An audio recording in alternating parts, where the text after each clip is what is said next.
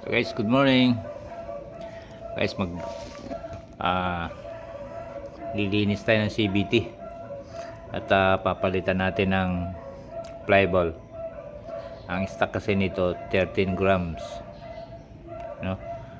Papalitan natin ng 14. Magbigat tayo ng isa. At para smooth ang arangkada. At si-check upin din natin yung pulley niya. Kasi kinalkal yan tsaka yung belt, tsaka yung drive piece kung umabot pa talaga sa dulo. Kaya guys, pesahin na natin, baklasin na natin yan. Let's go.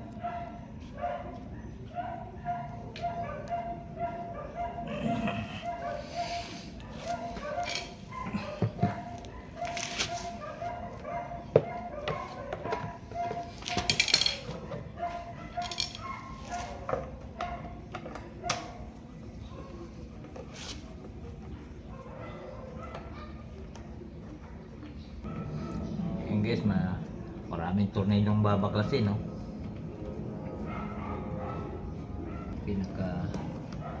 Check upin din natin yung air filter nya. Dami tornilyo guys.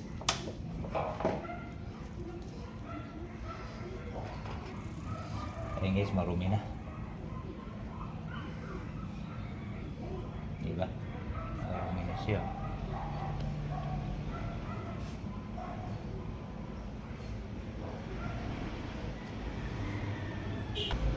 Yan. Tapos itong itong maliliit na to na 8mm. Guys, kukuha na tayo ng tools. Ang ating bagong impact wrench.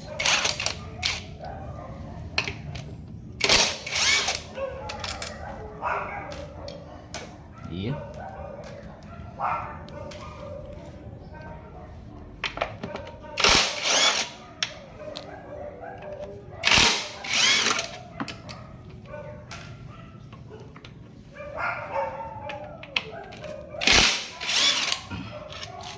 Mabilis pagka mayroon kang impact wrench guys.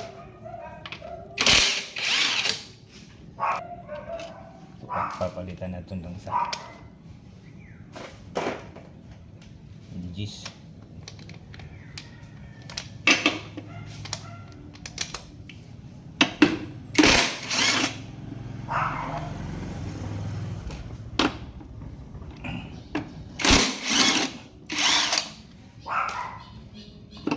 Yun, no?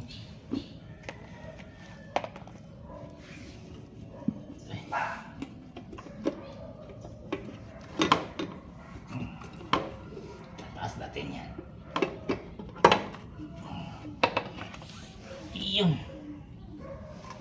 Marumi na nga guys.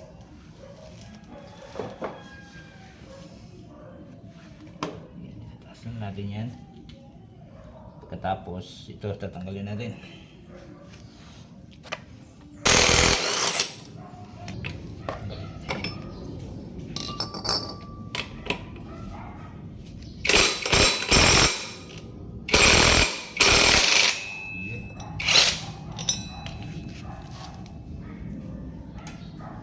Yan, tanggal na guys. Kapal pa naman na yung lining niya diba? Kasi groove kasi ito na hindi matalas yan. Kaya tabi na rin. Tapos yung flyball niya